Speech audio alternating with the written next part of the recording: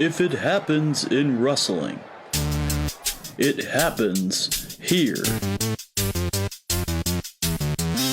This is the Superkick Society.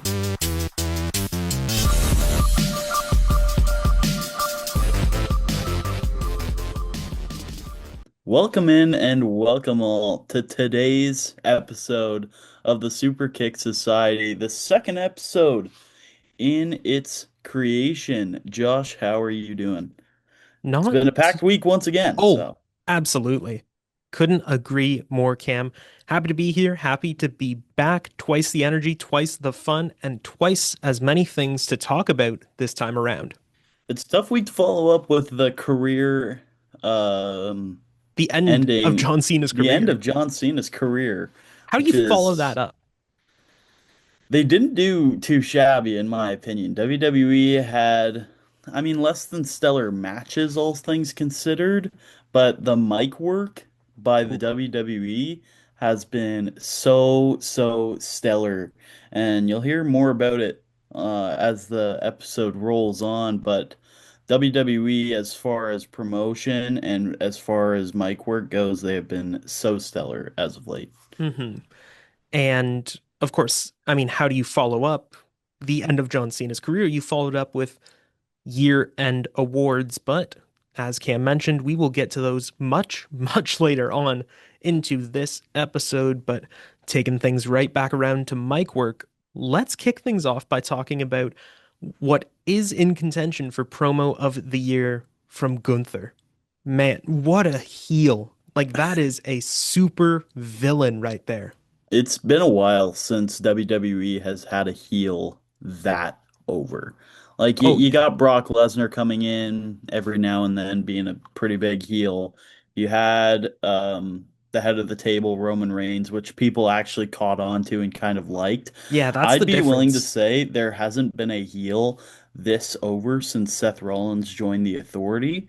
And if WWE fans out there remember that run. He was so despicable. hmm And Gunther gives off that same energy, but in a different, more mature way. Yeah. And he, like, I've never seen anything like Gunther's character right now. He is so hated, and rightfully so.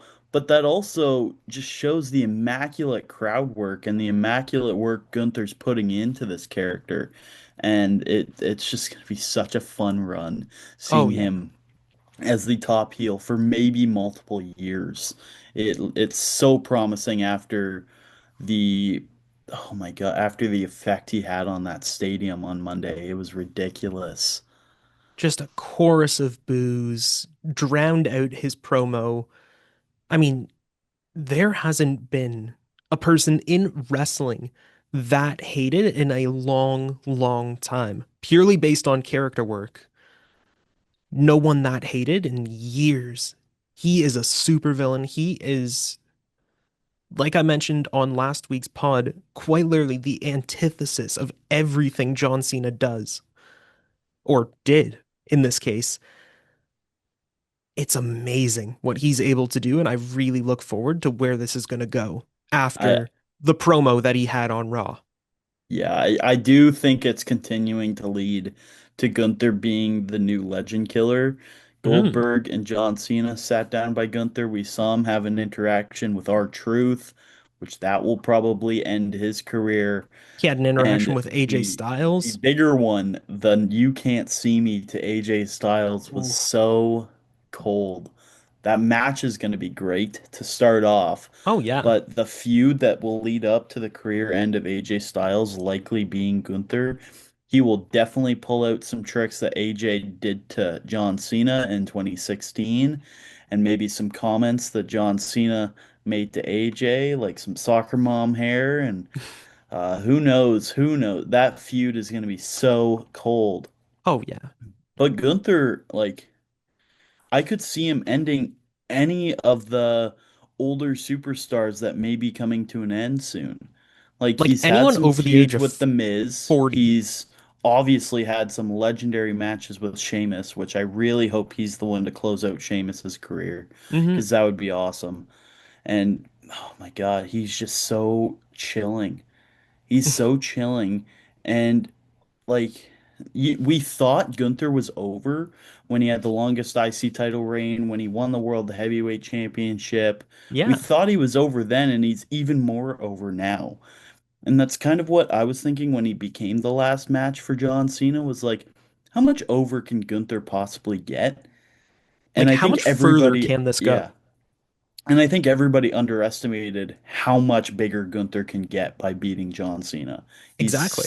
He's completely the right man for the job. Oh, yeah. It's something I said last week on the podcast that it had to be him. Just nobody else that really stacks up overall as a well-rounded talent on WWE's roster than Gunther, and more power to him, honestly. Yeah, and I don't think that match would have given anybody a push, really, with like a hero getting that push, like a Carmelo Hayes and like an LA Knight. No. I don't think they would have gotten the push that fans would have thought. And fans would completely contradict themselves, being like, this is so forced. Why are they pushing Carmelo Hayes in this type of match? Of course he's going to get a push, right? Hmm. And contradicting, they will not push him. He will not gain popularity off that.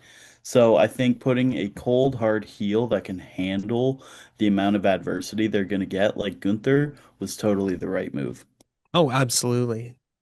It's just, it's a match made in heaven. There just couldn't have been anyone else that fits that role, that fits that spot better than him. Now, another mic work on Raw, which was very chilling.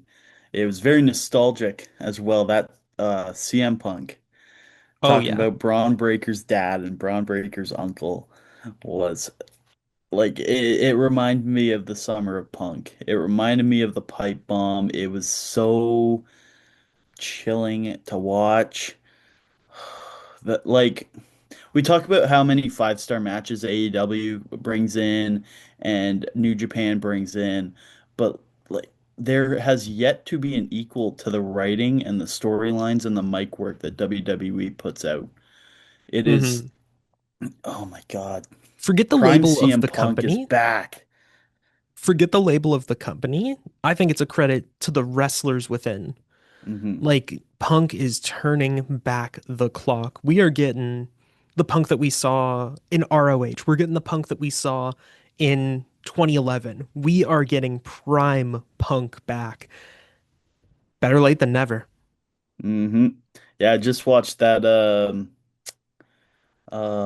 clip where in ROH with Samoa Joe and CM Punk telling a drunk story, and the fact that those two are still at the top of their game in their respective divisions right now Hmm. and still put on that top tier mic work. Sensational. I don't think it's a far fetch to say Samoa Joe and CM Punk are the best wrestlers working today on the mic. They are so phenomenal with coming up with storylines in the blink of an eye.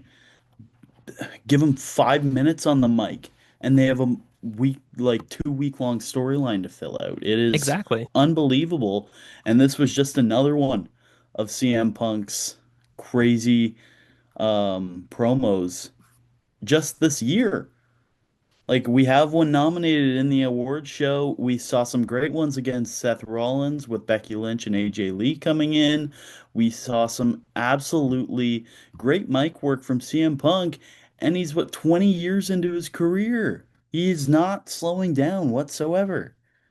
It's just astonishing to see the longevity, the endurance that his promo skills have had. If anything, he's like a fine wine. They've gotten better with age. He is arguably better on the mic than he has been in such a long time. Now, admittedly, that long time is because he was out of wrestling for so long, but you look at the tail end of his first run in WWE from like, say, mid 2012 to 2014, he just wasn't all there. He just wasn't putting his heart into it.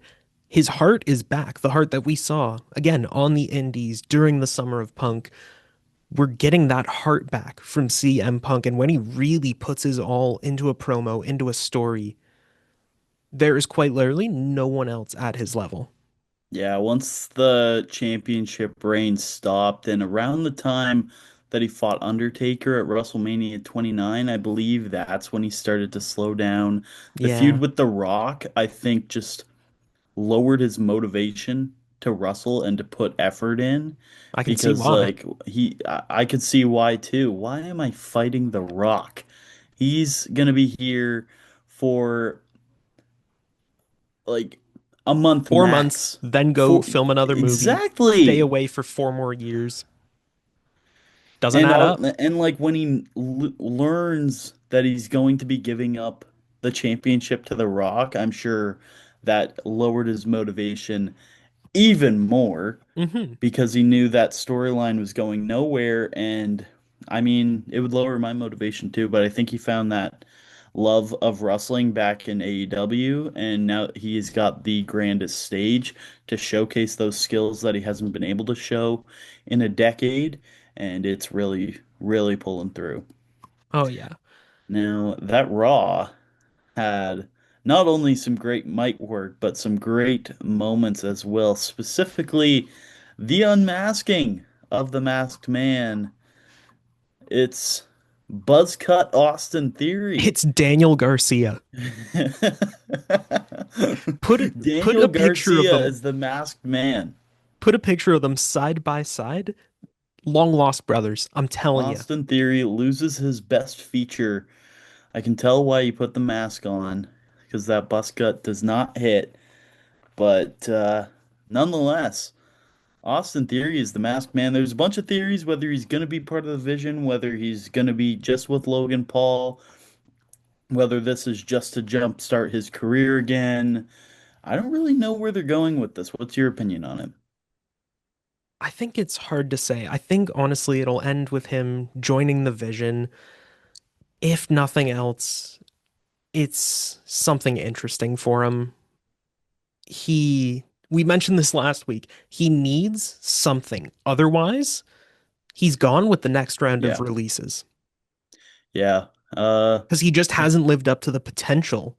He hasn't improved his mic work. He hasn't improved in the ring. He beat John Cena at WrestleMania, and that's gone nowhere. He was Mr. Money in the Bank, and that resulted in nothing.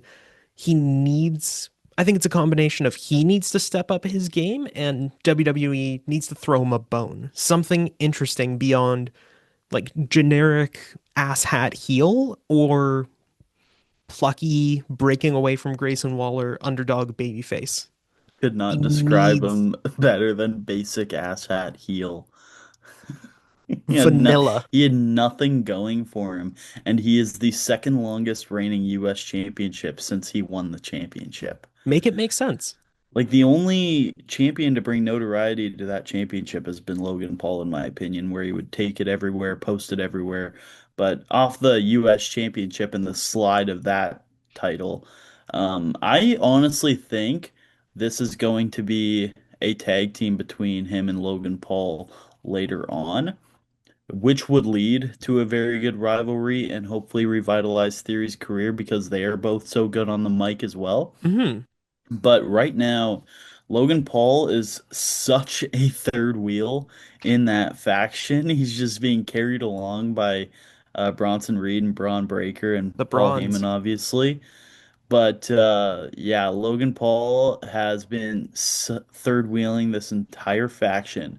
And I think he called in Austin Theory to be kind of a running mate in a sense, because if you've noticed, he's only helped Logan Paul as of Yeah. late. He's only been helping when Logan Paul is down, or when Logan Paul's in a fight, or when Logan Paul's in a brawl. Rhyme. Bars. Didn't he? Bars, Logan Paul in a brawl. But yeah, I mean, I don't know how this will revitalize his career if Austin Theory doesn't become part of it, part of the Vision. But on the other hand, I don't know how it's going to revitalize his career if he's just the fourth guy in the Vision. So I think he's either going to be like, oh, man, no, I'm speechless. I really don't know what will revitalize Theory's career other than just getting him in the limelight with the other big heels I on Raw? think that's where the issue comes in is you look at the two directions that you mentioned. Okay, pair him up with Logan Paul. Great. Now you're giving the third wheel of a faction a sidekick, further devaluing the theory stocks that no one is invested in anymore. Or you look at the second option, which is he joins the Vision as a full-time member, and guess what? He takes the fall. He's the pin guy for every single match because there's no way you're letting Braun Breaker lose. WWE's loving Logan Paul too much to let him lose. And Bronson Reed, he could do with a few less losses on his ledger. Oh, cool. Theory's back. Put him in, take all of the jobs. Yeah. And not in the spot of What happens careers, when Seth in the Rollins is spot of back? losses. What Someone's happens got to when take the Seth pin. Rollins is back? He's going to be the fifth man. Oh my God, sixth man. I'd take Paul Heyman over Austin Theory in a match. But Oh, I think it's ultimately going to be up to the work because he's finally with a guy like Paul Heyman, one of the best creative minds in this generation of wrestling. And I yeah. think it'll be up to the work that Paul does with Austin Theory to kind of revitalize his character, revitalize his traits, revitalize his work on the mic and in the ring, and It better. his overall capability to tell stories because like he can't be just vanilla Austin Theory anymore. He's got to make a change. It's got to be now. There's no coming back. He's got to outshine Bronson Reed and Logan Paul. And that's going to be Yeah. tough. I've never been a Bronson Reed fan. I think he's kind of dull on the mic and dull in the ring. But as of right now, I think Bronson Reed holds a lot more stability on the roster than Austin Theory does. Oh, yeah. And even Logan Paul, he is coveted, as you said. The WWE loves him and loves the crowd that he brings in. So I really don't know where this will go other than just bringing Austin Theory into the main stage of Raw. But Hmm. other than that, I can't see where this is going. I called that it was going to be Austin Theory You because did. You like did. he needs a chance. He needs a chance, but I don't know where this chance is going to come from and how soon it will come. I think it's fair to say it is a two-way street. You have to have WWE throw him a bone, actually give him opportunities to grow, but it's also on Austin Theory to make the most of those opportunities, to use his screen time to maximize his skills, his promo work, everything, elevate his character work, anything he can do to make him stand out, to make him memorable. He needs to make the most of the opportunities, and WWE needs to give him those opportunities. And if even one of those two things falls through, he's out with the next round of cuts. Yeah. Like he's had those opportunities. He's had the tag team championships. He's had a singles title. He's been Money in the Bank and he's done nothing. So How much something more? needs to change Yeah. in the outsource of the storytelling that Austin Theory puts out. Oh, yeah. He like it just needs to be better. It needs to be more quality. It uh, and when he's the fourth, when Seth comes back, the fifth guy in the Vision, Hmm. I don't know where that's gonna come from. He's gonna be Daniel Garcia level and look like Daniel Garcia.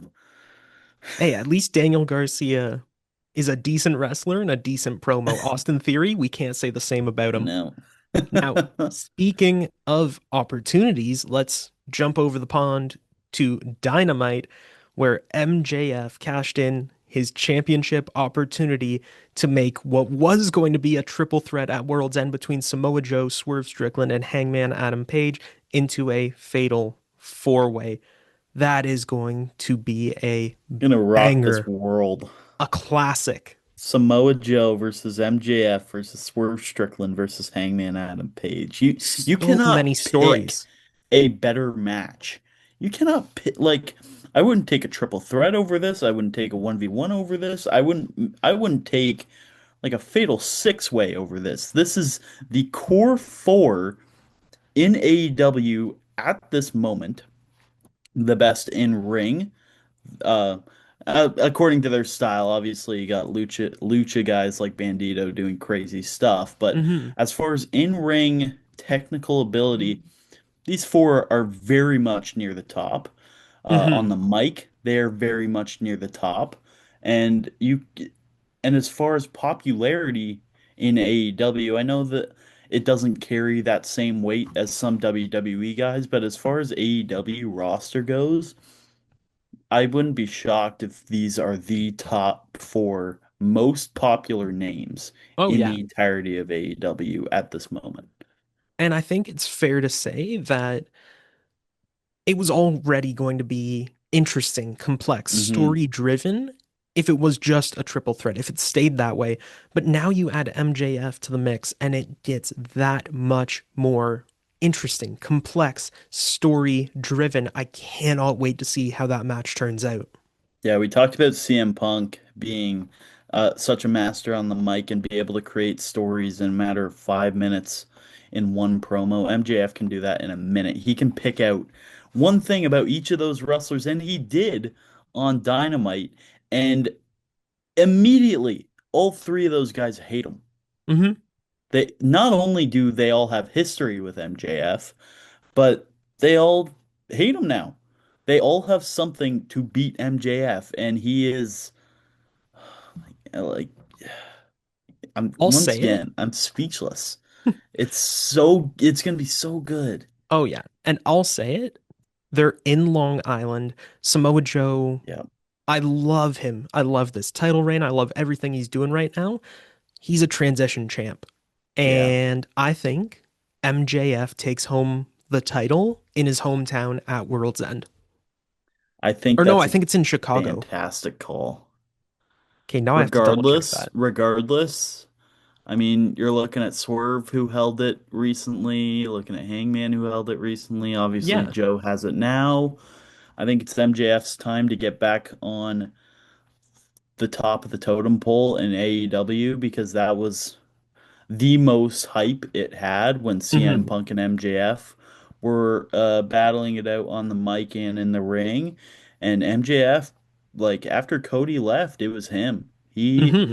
kept them afloat. And we don't realize like how many guys in WWE kept them afloat when names like CM Punk and Chris Jericho and Edge and Christian started going over to AEW. But after Cody left, who was the guy, Hmm. it was MJF who kept them afloat now. And I think he deserves to take this match with a win. And that would be it's going to be a banger regardless, but I think an MJF title run would be even more of a banger. Yeah, and it is in Chicago. I was thinking of World's End from like last year, a couple years back. But anyways, it doesn't matter because MJF, I guarantee you, I put all $5 in my bank account on MJF winning that match. Unbelievable. Now, How something much do you think that'll pay out?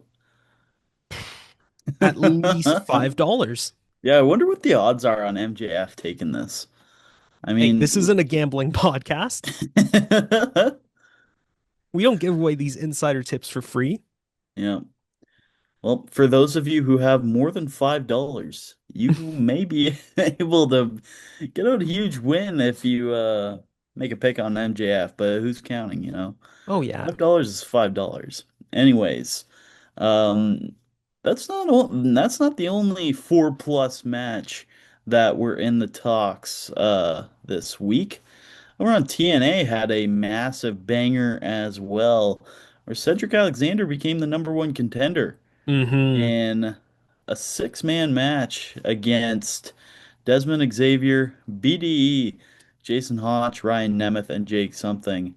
That was a huge match for Cedric. I know he was on the ropes. I know like rejoining the Hurt Syndicate is on his mind right now. It And the has to fact be. that he's contending for the X Division Championship, I think TNA is clearly trying to keep him in TNA. So I've loved Cedric Alexander since the Cruiserweight Classic when I first saw him. He's Hmm. such a good wrestler. He's so dynamic. He's so powerful and agile. And I'm really excited to see him in the major title scene wherever he Hmm. is. So I'm glad he took that win. Oh yeah. I mean, you look at the match itself, that's a who's who of who. Hmm Aside from Jake something who I think is grossly underrated and underbooked by And TNA. I'm a big Desmond Xavier fan as well, You formerly know what? That's Wesley. fair. I That's love the fair. work he did in NXT Wesley. as Wesley. But nonetheless, Cedric Alexander, I believe he's the best wrestler in that match. I think Oh he's yeah. deserved a main major title opportunity for a very long time now. And now he Wish he got finally that in gets it. WWE, but I think it's going to be a great match between him and Leon Slater. That's going to be I can't remember Unreal. where that match is happening and when it's happening. It's one of the Uh, pay-per-views. yeah. I can I tell you won't. that I can't put my finger on it, but if it is in 26, that is a early match of the year contender easily. for Leon Slater and Cedric Alexander, two of the most agile guys in the entire world of wrestling right now. Now, let's keep things on Leon Slater on NXT. He got a chance to face Oba Femi for the NXT Championship. Man, that is going to be another banger of a match from Leon Slater. Cam, what are your thoughts? Well, I think you are right about the possibility of Leon Slater giving up the X Division to Cedric Alexander and possibly taking the NXT title from Oba Femi. It's such a David versus Goliath match because, or with the scale of Oba Femi compared to the underdog mentality of Leon Slater.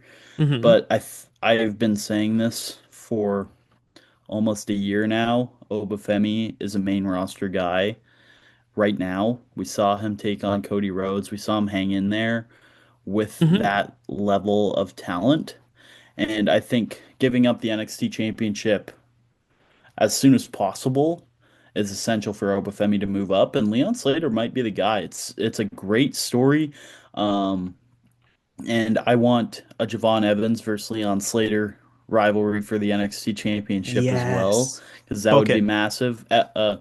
Obviously, after Javon Evans finishes this Ricky Saints business, Business. but I think a great story would be a TNA guy holding the NXT championship after we saw Trick Williams win the TNA championship. Hmm.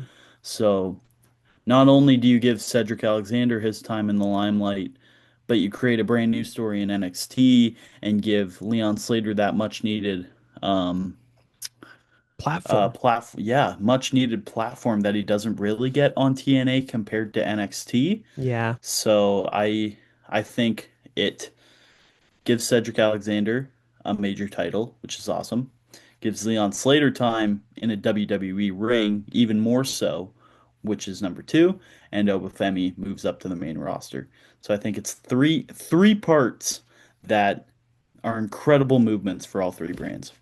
Oh, absolutely. And it's just going to be so fascinating to see how all of this plays out and if these two companies can work together to pull all of these triggers simultaneously and launch so many different careers into that proverbial next level.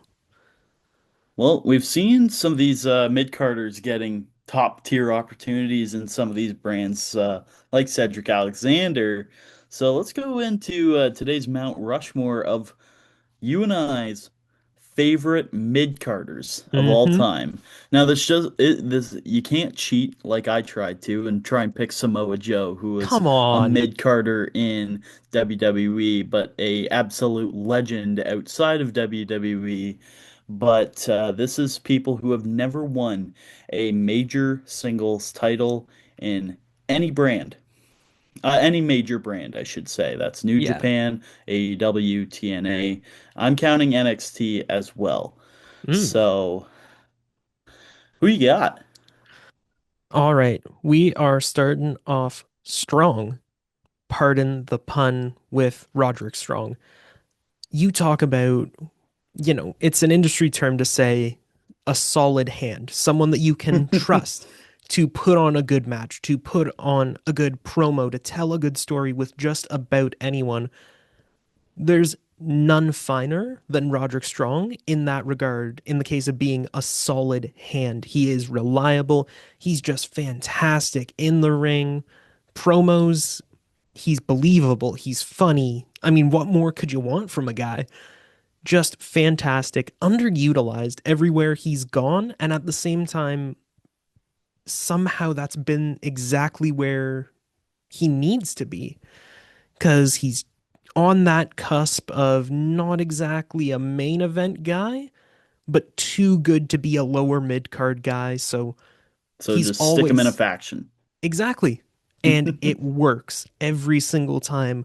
ROH, NXT, AEW, every single place that he has been to, just fantastic. The in ring, the promos, the stories. Oh, none better. Now we look at someone else who has been underutilized, who could have and should have been a main eventer. For me, the first name that pops into my mind is Mike Awesome. That is the definition of a what if, maybe Very. right up alongside someone else I'm going to mention on the Mount Rushmore in the four hole spot.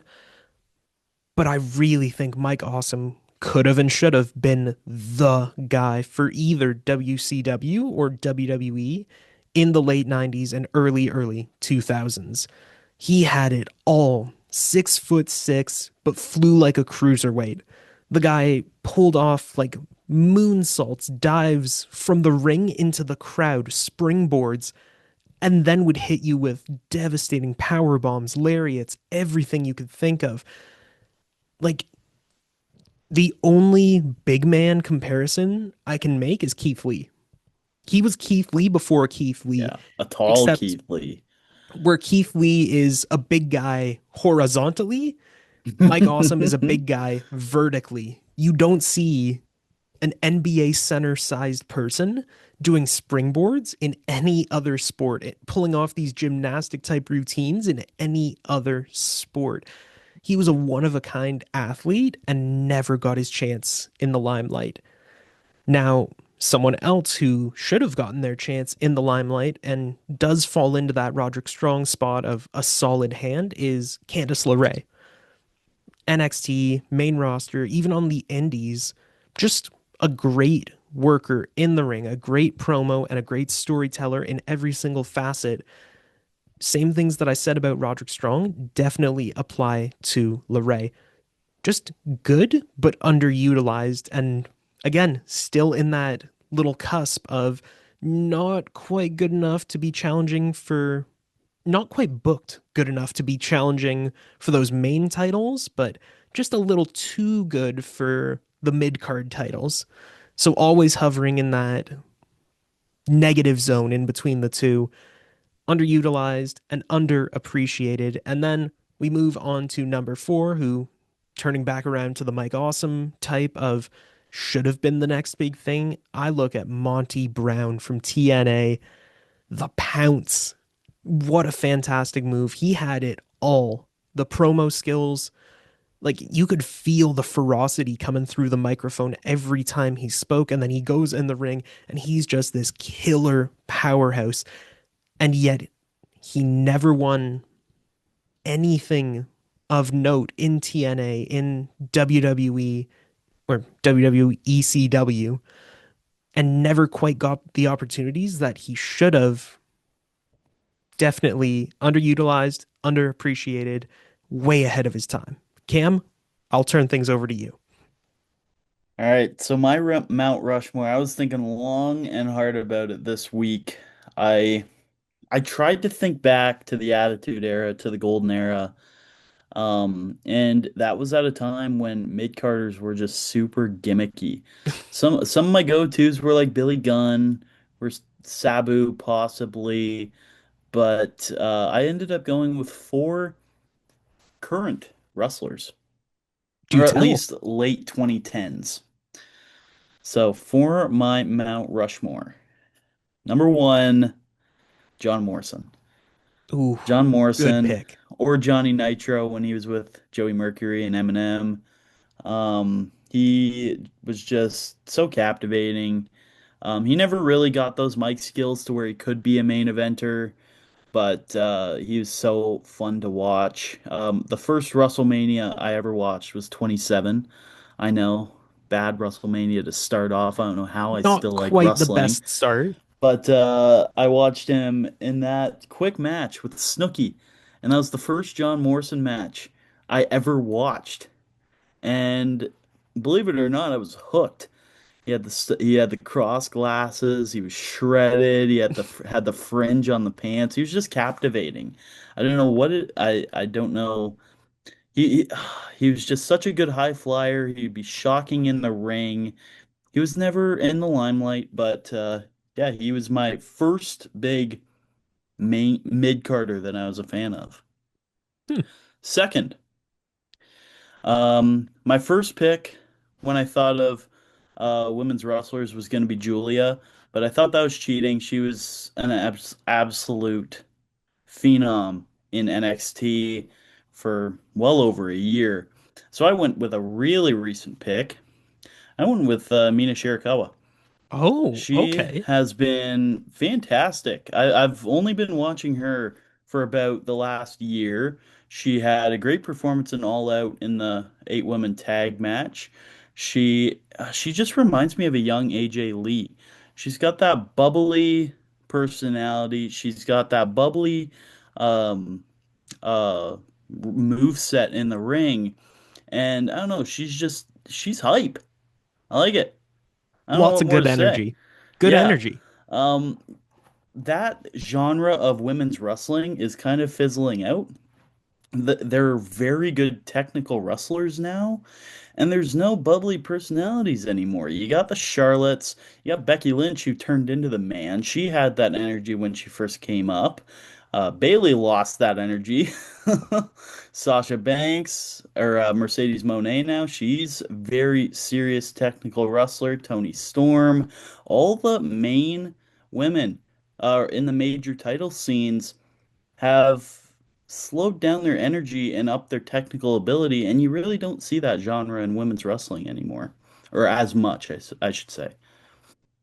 Now, number three on my Mount Rushmore. I talked about the Cruiserweight Classic earlier. This is another member of the Cruiserweight Classic who I thought had a major opportunity to become one of the biggest wrestlers in the world in um, in the COVID era of wrestling. You got Mustafa Ali. He when he became the leader of Retribution, he should have been shot to the moon. He they should have pulled that trigger and he could have been like Seth Rollins level of popularity. I think he's got the work on the mic. He's got obviously the skill set in the ring being one of the best technical slash high flyers on the market right now. And they just missed out. I loved him in 205 Live. I loved him in the Cruiserweight Classic. When he went over to AEW, I loved his work there. But no brand. No. Okay. I'll restart. I loved Mustafa in 205 Live. I loved him on the Cruiserweight Classic.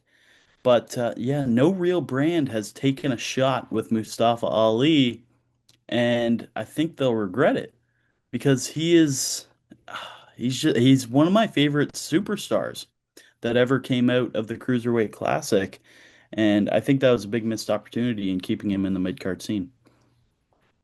And then finally, one of the most famous mid-carders in my opinion, another WWE guy, another mid to late 2000s guy that they just didn't pull the trigger on. I got Claudio Castagnoli or Oh, yeah. Cesaro.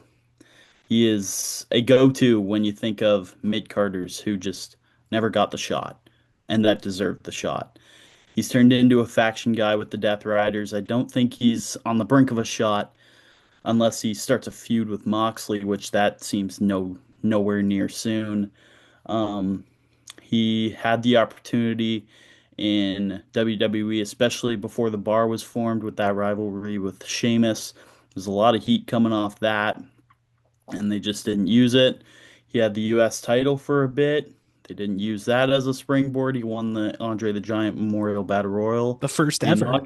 inaugural Battle Royal, and he didn't use that.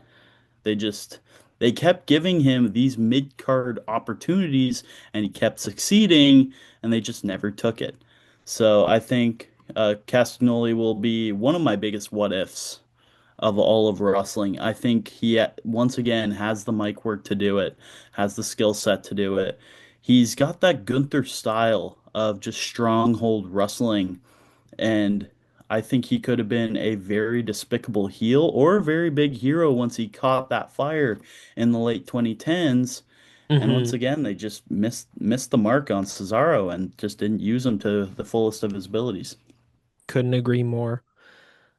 Man, what a missed opportunity. What a good list put together by you. Definitely making the I most love of the that Mike Awesome opportunity. call too. I didn't even think of Mike Awesome. Oh, yeah.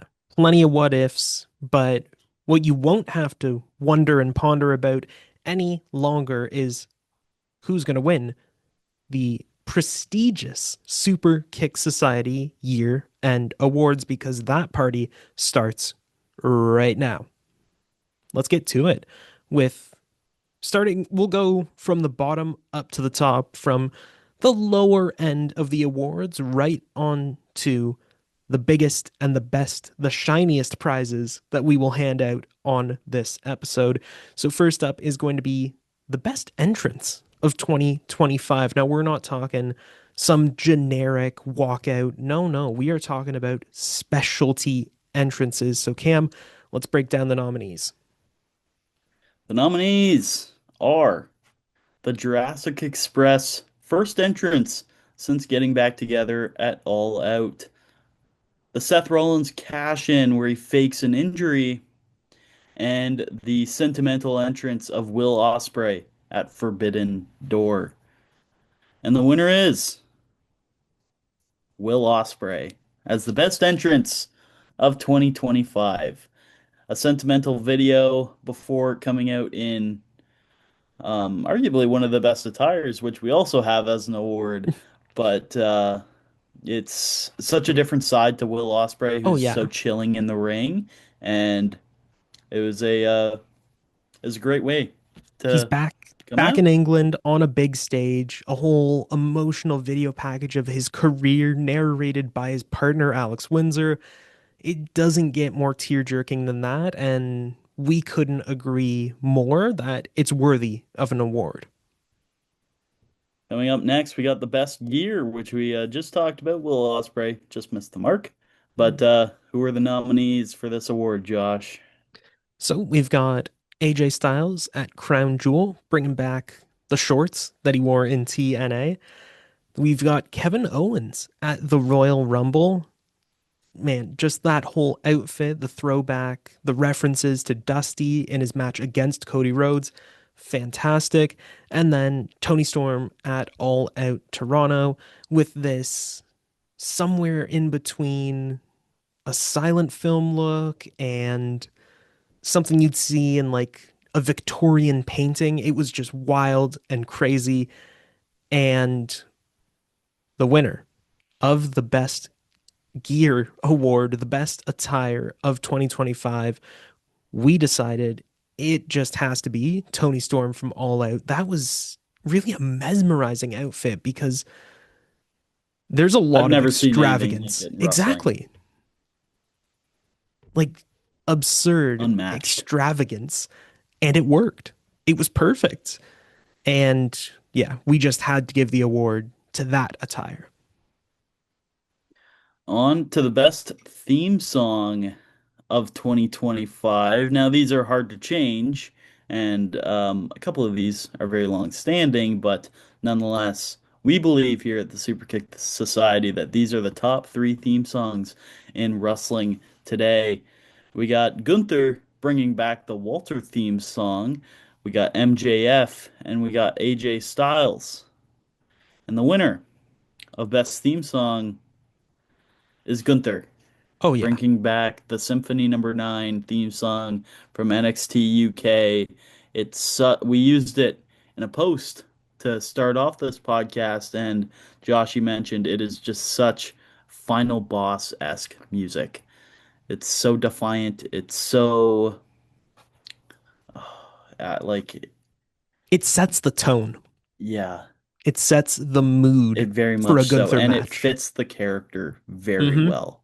It fit him as Walter back when he was still fat on the Indies on NXT UK, and it still fits the exact same guy now going under the name Gunther, slim and trim, best he's ever been on NXT and now in the main roster. The Legend Killer deserves a legendary theme song, and we think that's award worthy.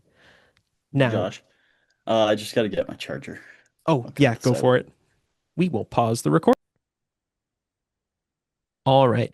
So, something else that we have deemed award worthy is the manager of 2025 who had the best year, who really elevated their clients, so to speak. And our nominees are MVP Don Callis and the Oracle Paul Heyman. And it just had to be Paul Heyman as the winner of Best Manager of 2025 in our humble opinions. He lifted a lot of those characters in the vision. He made them immediately into superstars. Don Callis has the overall scale advantage on Paul Heyman with the amount of wrestlers he manages, but the quality of wrestlers we are giving to Paul Heyman. Now, on to the best long form storyline. Now, these are not just one match, these are not just one week, this is not just one PLE. This is over a long span of on the mic aspects, in the ring aspects, and overall storytelling. Our nominees are the formation of the Vision, Hangman's Redemption, and Hiroki's Last Stand. And the winner of Best Long Form Feud, or Best Long Form Storyline, is Hangman's Redemption.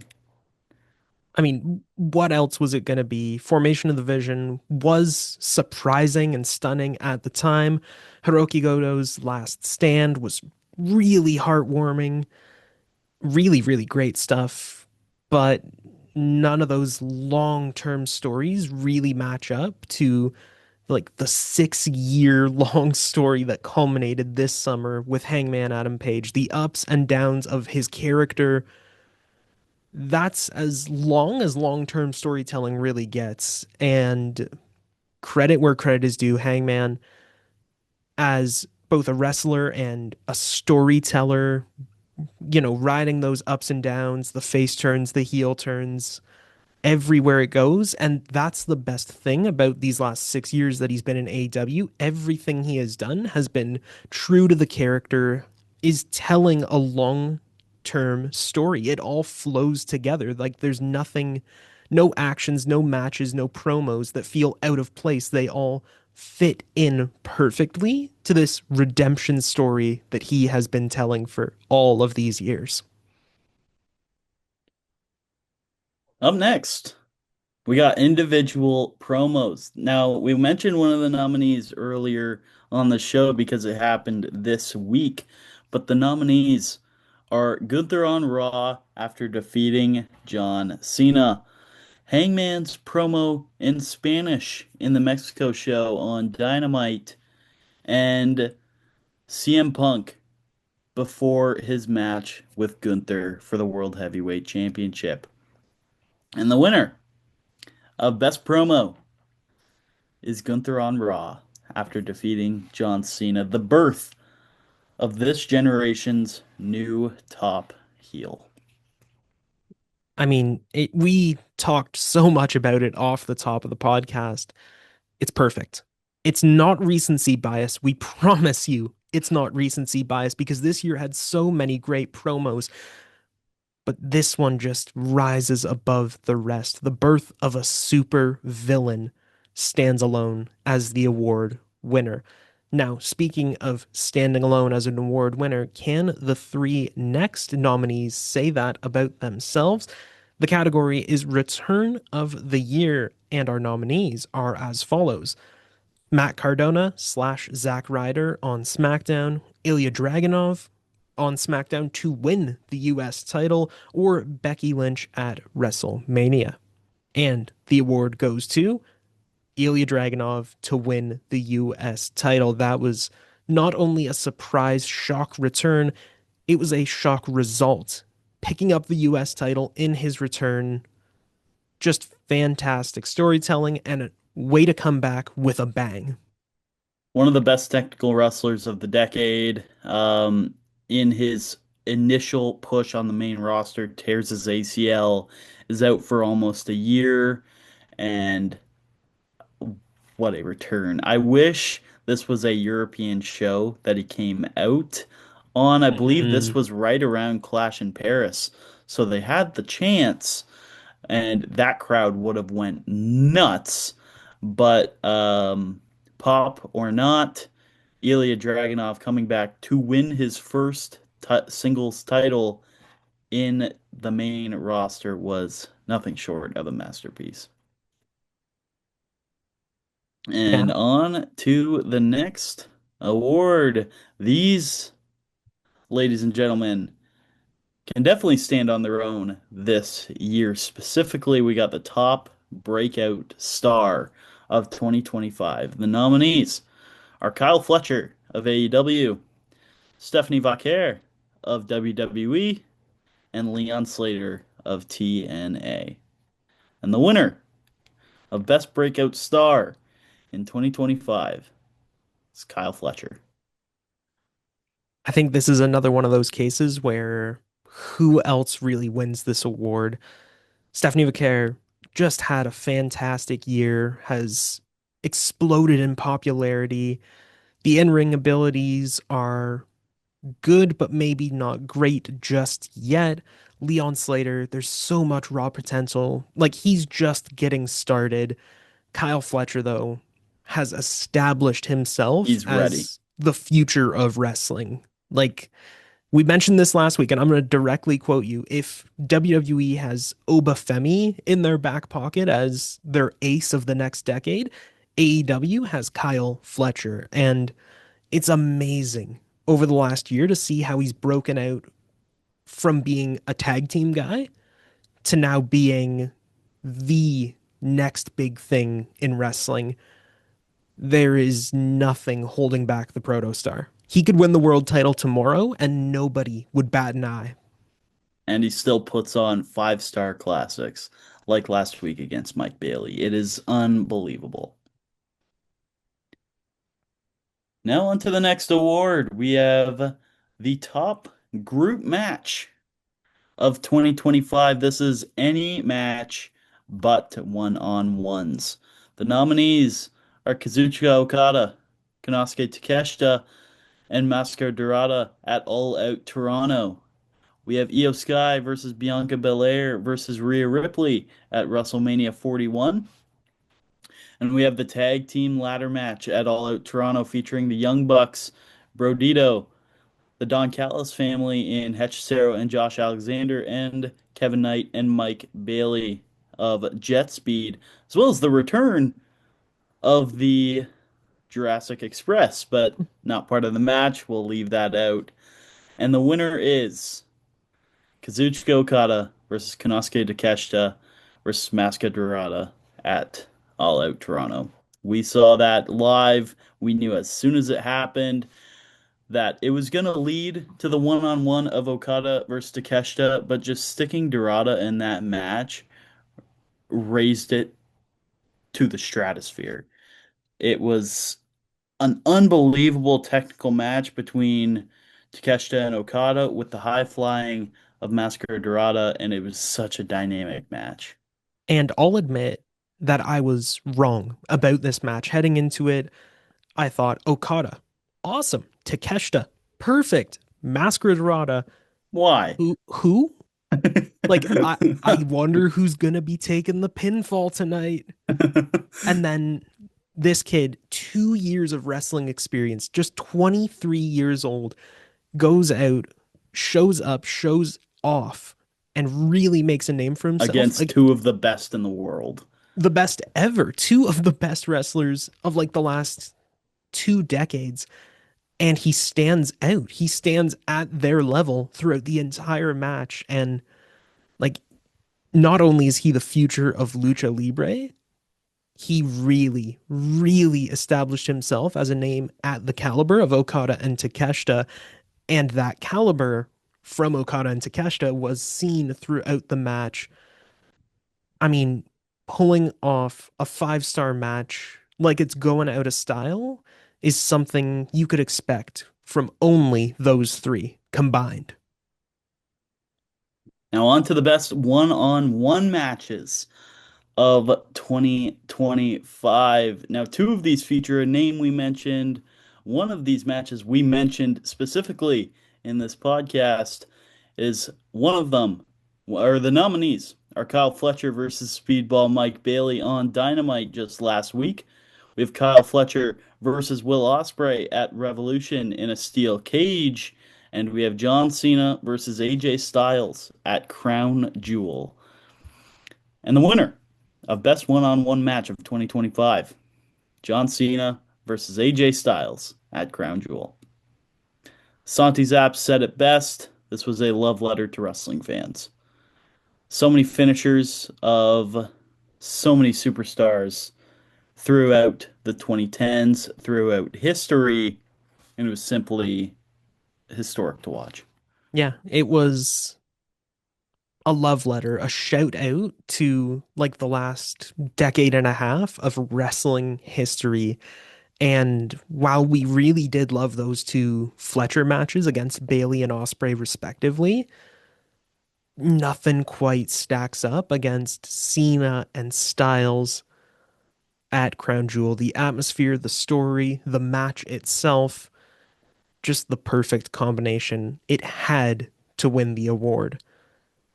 Now, moving on to our next award, it's Feud of the Year. This is different from the Storyline Award. Storyline was for something long term, feuds are usually shorter, a couple months long, but But it's these also ones, not just one match. exactly, not just one match. These ones brought the heat. So we've got CM Punk versus Seth Rollins. We have got Naomi versus Jade Cargill and Bianca Belair. And then we've got Toni Storm versus Mariah May. And the award goes to CM Punk versus Seth Rollins. The feud, I mean, that on its own, on paper, CM Punk versus Seth Rollins is a match made in heaven. And just when the feud, I mean, the matches and promos started to run low on gas, then you mix in Becky Lynch and AJ Lee, and it gets taken to a complete different level. These guys hit on a personal level. The promos, the mic work from all four of the superstars were great. The gravity of an AJ Lee return raised it up a little bit as Oh, yeah. well, but just such great storytelling. We knew the rivalry of CM Punk and Seth Rollins has been long term. We know that it was very, very anticipated when CM Punk made his return at War Games in 2023, and we were waiting for that singles match.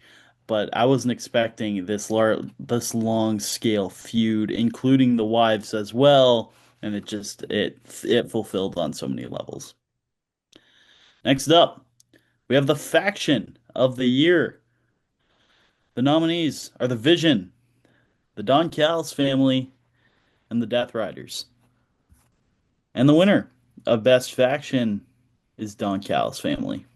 It's it's a very large scale faction compared to anything in wrestling we have today, but and it's not incredibly connected as some of the other factions, But it but works. but it very much works. I mean, Don Callis is just a fantastic promo, a fantastic heel manager, and the family is just so much fun. It's really a throwback to the days of the Bobby Heenan family. and big, large scale heel factions like that. And again, it just works. You have all of these top heels seemingly lumped together for the reason of their heels, and it works. They're just so much fun. They create so many fantastic matches, so entertaining, and that's what boosts them above the Vision and the Death Riders. Now we shrink down the size as we head into not factions, but tag team of the year. And the nominees are as follows: Fraxium from WWE, FTR from AEW, and the Knockout Brothers from New Japan. And the award goes to Fraxium. What a duo. These are two guys who just got lumped together in a match one day in NXT and ended up being the top tag team, in my opinion, in the last 5 years as far as match quality goes. Every single one of their NXT matches defending the NXT Tag Team Championships could be match of the year worthy. They could have, we say this about very few wrestlers, but these two could have a match of the year with a Rock. It Or is The Rock. I take a Rock over the Rock with Fraxium. Anyways, Anyways, Fraxium has been such a good technical tag team. They work so well together. Their styles mesh so well. They're getting better on the mic even now that they're entered into the main roster, facing teams like Motor City Machine Guns and DIY, who are raising them up even more. But even with most of their year in NXT, we had to give them the best tag team of 2025. Now on to the top PLE or pay-per-view of 2025. And we have a full sweep of the nominees here, Josh. The nominees are AEW's Revolution, AEW's Double or Nothing, and AEW's All Out. And the winner for best pay-per-view is AEW's Double or Nothing. I mean, top to tail, just a stacked card that fully delivered one of the best pay-per-views that we have seen in the last decade. Every single match delivered, 4 stars or more in our books and those of the professionals. And I'm just going to list off some of these matches: Monet versus Hayter, FTR versus Garcia and McGuinness, Ricochet versus Briscoe, Okada versus Bailey, Storm versus Shirakawa, Omega, Strickland, Nightingale, and the Ops against Moxley, Castagnoli, Shafir, Yuta, and the Young Bucks in Anarchy in the Arena.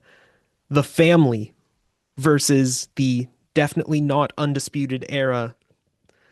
And then Hangman against Osprey. Quality card from You top can't pick a to bad bottom. match out of that. And there There's wasn't not a one. bad match. That's the Yeah. thing. On paper, it delivered before it even began. And once the show ended, you just knew this is something that we haven't seen in a very, very long time. And that is a fantastic pay per view in every single aspect, in every single match. And that segues perfectly into our next award, which is Promotion of the Year. And the candidates are WWE, AEW, and New Japan. And the winner, of course, is AEW. New Japan, they've swung back up after a couple dark years since the departure of some of their biggest stars. Their young guys are really coming through and really establishing themselves, finding another gear, especially with the looming retirement of Hiroshi Tanahashi, the John Cena of Japan, basically. You got WWE, the storytelling was on point, the moments were there, the cinema, if you wish. But in terms of an all around product delivered, neither of those two really matched the standards set in 2025 by AEW. Yeah, with WWE coming off two fantastic years in 23 and 24, they kind of put all of their attention on the retirement of John Cena, and that ended up lacking on all other aspects. in quality of wrestling, quality of storytelling. The mic work was still there due to having some of the best mic workers in wrestling today, but they just weren't able to keep up with the quality of wrestling being put out. And for that reason, AEW is our top promotion. Finally, on to the long awaited main eventers. The top women's wrestler. The nominees are Timeless Tony Storm, Mercedes Moné, and Io Sky. Three women who have put on non-stop 5 stars this year. And the winner of Best Women's Wrestler is Tony Storm. Again, it's another case of these two nominees are great, but this one stands out above the rest. And Tony Storm genuinely in contention with like for best women's wrestler of all time. The character work is something we haven't seen in a long, long, long, long And time. this is live and pre-taped character work. The pre-tapings for Mhm. Timeless Tony Storm have just been so good. They were out of a movie type. Almost like that's the whole point of the character. Yeah. But I mean, Tony Storm really brought everything into her matches, her promos, and her stories. Humor, elements of romance, elements of horror, of drama. Any single film genre you can think of was incorporated into this character of timeless Tony Storm, and it just kept evolving as the year went on. Feuds with Mariah May, with the aforementioned Mercedes Moné, with Mina Shirakawa, just delivered banger after banger after banger. Great matches, great stories. There is quite literally no other wrestler, regardless of gender, as unique as Timeless Tony Storm in the world today. And for that reason, she just has to win the award. And finally, on to the top men's wrestler in wrestling for 2025. The nominees are Gunther, Braun Breaker, and Hangman Adam Page. Three men who have gone above and beyond their characters this year, specifically two of the biggest or three of the biggest risers that we've seen compared to their stature last year in wrestling. But the winner of the top men's wrestler of 2025 is Hangman Adam Page. It's the exact same reasons that we mentioned for Tony Storm. You like there it's a three-pronged fork. You've got quality of matches, quality of promos and character work, and quality of storytelling.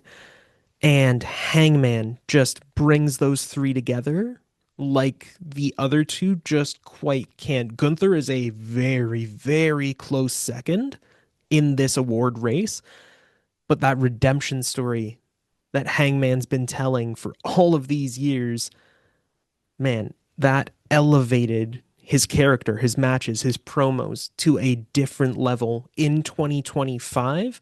And looking at the work that he's done, it is it's unbelievable. It's award worthy. Braun Breaker possibly has the most potential out of these three to the skies that he can reach, but this was a two-man race. Gunther had some great character work, some great heel work, especially near the end of the year, as we've mentioned, but the overall tenure of Hangman Adam Page in 2025 has just been flawless. He hasn't had a bad match. He hasn't had a bad moment. He's had the major title for most of 2025 or very much recently. Um, and that is why he is the top male wrestler in the opinion of the Superkick Society of 2025. But that is going to do it for this week of the Super Kick Society. Cam, why don't you tell the folks at home what next week is shaping up to be? Well, next week we will be doing the usual Ace of the Week and Flop of the Week. Didn't have as much time to get into that very thoroughly with the scale of the award show, but we'll go into depth on what happens in this week in wrestling. We'll have another edition of Mount Rushmore, and next week we're going to do some forgotten bangers, some matches that slapped that nobody really talks about anymore, and just some nostalgia that goes with those matches. And for the specialty segment for next week, we're going to do the Dream Match Generator.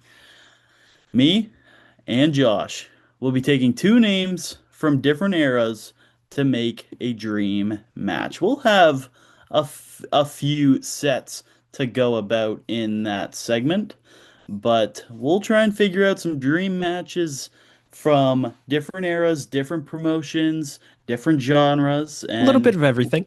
we'll see if we can make a dream match. Like, did you think Masker Dorada would put on a five-star match and win match or group match of the year with Kazuchika Okada? No. No, And I don't think anyone did going into 2025, and that happened. So who knows what can happen in the dream match generator. But until next week, I've been Cam Sterling, joined by Josh Alderman, and this has been the Superkick Society.